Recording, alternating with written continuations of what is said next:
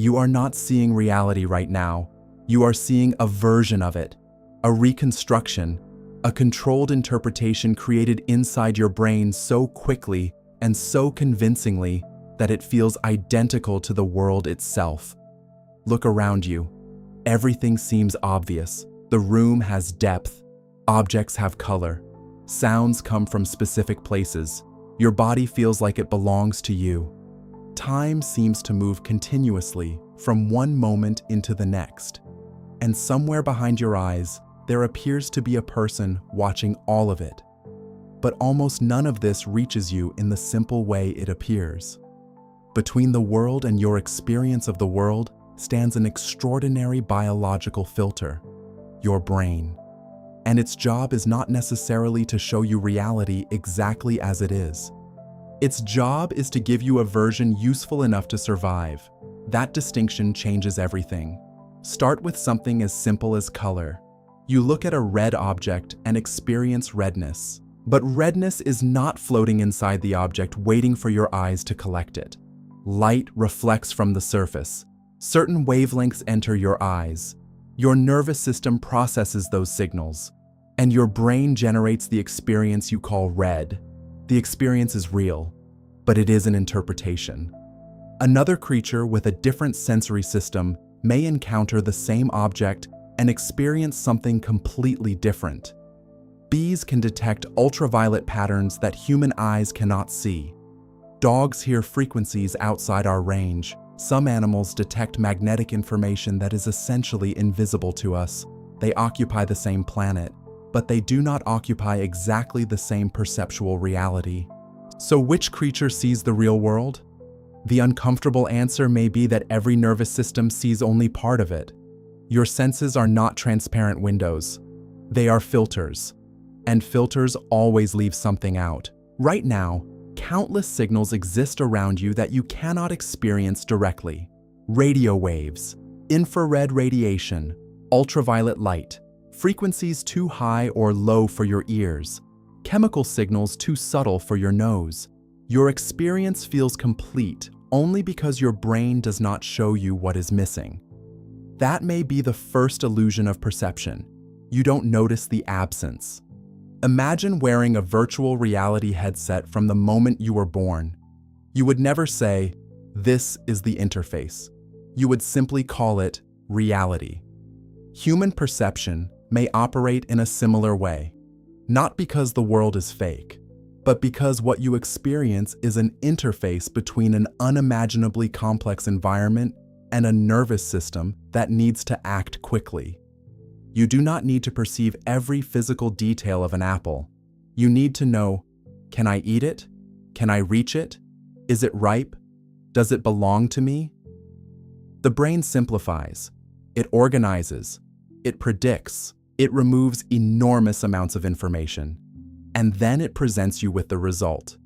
Reality feels simple because your brain has already done the complicated part. Vision is one of the clearest examples. Your eyes do not send a little movie into your head. Light hits the retina. Signals are transformed into neural activity. Information travels deeper into the nervous system. The brain combines this with memory, expectation, attention, and context. Then perception emerges. You experience a stable world. But that stability is partly constructed. You have blind spots in your visual field. Yet you do not walk around seeing holes. Your brain fills them in. Your eyes move constantly. Yet the world does not appear to shake violently. Your brain stabilizes it. You blink thousands of times. Yet consciousness does not feel like a film filled with black frames. Your brain edits the interruption away. You are living inside a beautifully produced version of reality. And like any good editor, your brain hides the cuts. This becomes obvious when perception fails. Optical illusions can make two identical lines appear different. A still image can seem to move. A color can appear different depending on the colors surrounding it. You can know intellectually that you are looking at an illusion and still be unable to stop seeing it. That is extraordinary. Knowledge does not always override perception. The brain continues showing you its interpretation even after you know the interpretation is misleading. Which raises a disturbing question. How many other things do you experience with complete confidence simply because you have never discovered the illusion? And this problem does not stop with vision. Your brain constructs much more than color and shape. It constructs meaning. Imagine receiving this message from someone you care about. Fine. One word. Nothing more. What does it mean? Maybe they are genuinely fine. Maybe they are angry. Maybe they are tired. Maybe they are distracted. The word itself does not contain the emotional reality. Your brain supplies it. And what your brain supplies depends partly on you. If you are already anxious, you may read rejection. If you are angry, you may read disrespect. If you feel secure, you may read nothing unusual at all. Same message, different internal realities. This is where perception becomes psychological. Your brain does not merely interpret light and sound, it interprets situations, faces, silence, uncertainty, the intentions of other people, and those interpretations are influenced by previous experience. This means you do not only see the world, you see the world through what has happened to you. A person who has repeatedly experienced betrayal may become unusually sensitive to signs of betrayal. Someone who has experienced rejection may notice signs of exclusion other people overlook. Someone raised around constant danger may interpret ambiguity as threat. This is not weakness. It is prediction. Your brain is trying to use the past to understand what is happening now. And most of the time, this strategy works well enough. But sometimes the past becomes too powerful. Then you are no longer responding only to what is happening. You are responding to what your brain thinks the situation resembles. And this can make reality feel more objective than it actually is. You say, "That person doesn't like me." But perhaps what you truly know is, "My brain interpreted their behavior as rejection." Those statements feel similar. They are not. One claims knowledge of external reality. The other acknowledges an internal interpretation. That small difference creates psychological freedom. Because interpretations can be questioned, reality becomes even more complex when groups of people begin sharing interpretations. Consider money. A banknote is physically just material with symbols printed on it. A number in your bank account is electronic information. Yet entire lives are organized around those symbols. People work for them, fight over them, move countries because of them, feel powerful because they possess them, feel ashamed because they lack them. Money works because enormous numbers of people participate in the same shared meaning. The same is true of borders. From space, there is no bright line separating one nation from another. But those invisible lines can determine language, rights, obligations, opportunity, and identity. The line is conceptual. Its consequences are real. Human beings inhabit two worlds simultaneously: a physical world and a world of meaning, names, laws, status, reputation, marriage, ownership, companies, countries, careers, success, failure. Most of these are not objects in nature in the same way that a mountain is an object. They are collective agreements. But because enough people believe in them and act around them, they become extraordinarily powerful. This is where reality becomes strange. Something does not have to be physically solid to shape your life. An idea can change your behavior. A belief can change a society. A story can survive longer than the people who created it. And sometimes the reality inside your mind becomes more influential than the reality directly in front of you. Think about fear. You can fear something that has never happened. The event exists only as a possibility, yet your heart accelerates, your muscles tense, your decisions change, your imagined future influences your present body. In that moment, what is real? The future event is not real yet. but the experience of fear certainly is. Human beings constantly live inside realities made from things that are not physically present. Memories, expectations, regrets, plans, fantasies, predictions. We can spend an entire afternoon emotionally responding to a conversation that happened 5 years ago, or a conversation that has never happened at all. Your body sits in the present. Your consciousness moves through time. And perhaps this is why it can be so difficult to determine exactly where reality ends and interpretation begins. Now go deeper. Look at matter itself. Everything around you feels solid. The chair, the floor, your hands. But the solidity you experience is not the same as imagining tiny hard balls packed together with no space between them. At the atomic scale, matter behaves in ways that are nothing like ordinary experience. Atoms contain enormous amounts of space relative to their components. Interactions between electromagnetic forces help create what we experience as resistance and solidity. The everyday world tells you, this is solid. Physics tells you, the underlying structure is far stranger than your senses suggest. Time produces the same problem. It feels universal. 1 second seems like 1 second everywhere. But modern physics showed that measurements of time depend on motion and gravity. The everyday experience of a single universal clock is useful, but it is not the complete description. Again and again, the deeper we investigate reality, the less it resembles ordinary experience. This has caused some people to take an enormous leap. They ask, if our senses already give us an interface rather than the complete structure, could reality itself be some kind of simulation? It is an intriguing hypothesis.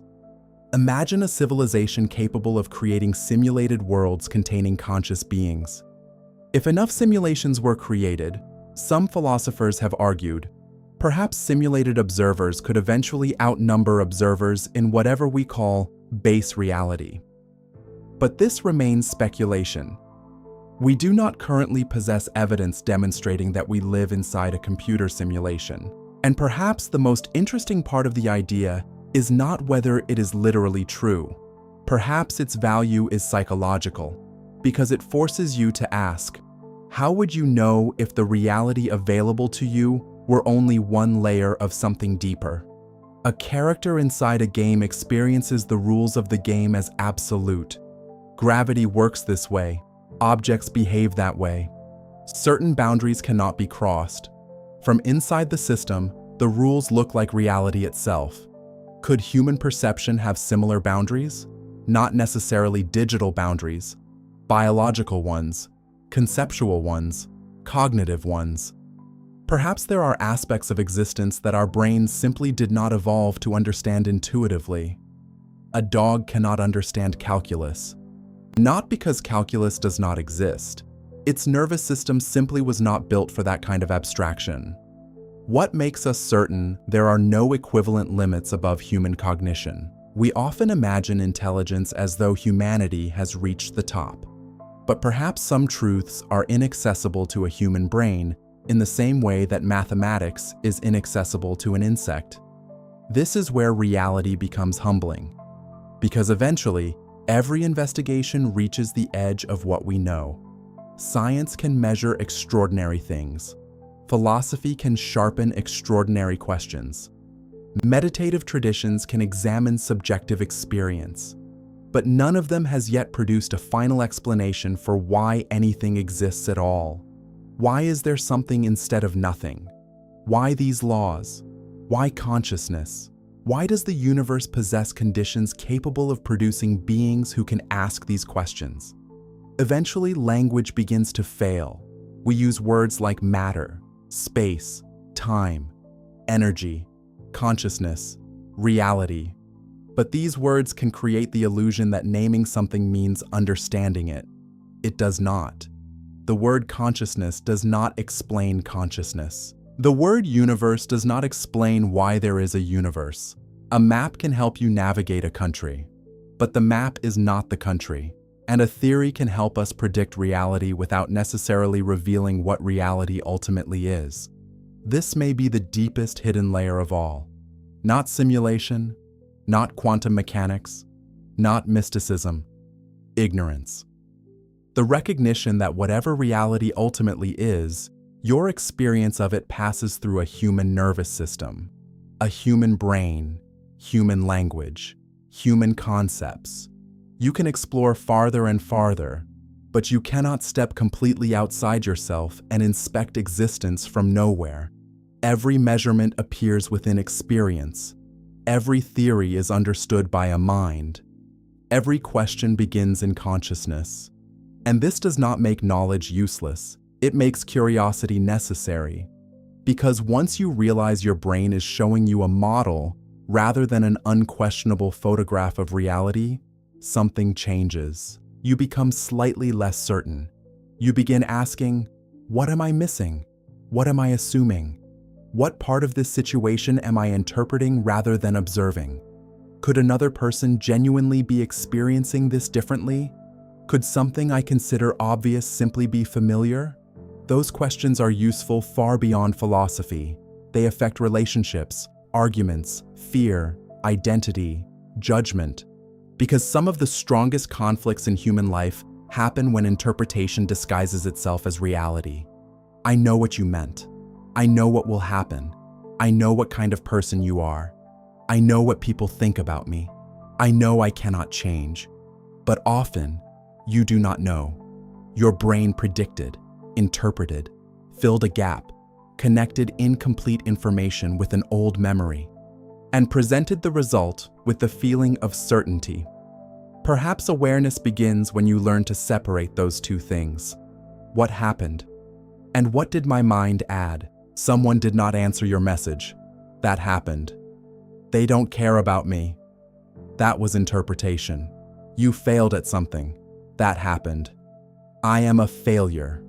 That was interpretation. Your future is uncertain. That is true. Something terrible is going to happen. That is prediction. Once you begin seeing this distinction, reality becomes larger. Because the old interpretation is no longer the only possible one. And perhaps this is the strange gift hidden inside the limitations of perception. You may never see reality exactly as it is. Maybe no human being can. But you can become increasingly aware of how your mind constructs the reality you experience. You can notice the filter, question the story, widen the frame, and recognize that your first interpretation is not always the final truth. Look around you again. The same room, the same objects, the same sounds. Nothing appears different. But perhaps something is different now. You know that underneath this effortless experience is an enormous process of selection, prediction, and reconstruction. The world you experience is not simply entering your mind. Your mind is participating in the experience. And if that is true, then one of the deepest questions you can ask is not merely, what is reality? It is, how much of the reality I experience is the world? And how much is the way my mind has learned to see it? Because reality may be hidden from you, but so are many of the filters hiding it. And discovering those filters may be one of the closest things we have to seeing more clearly.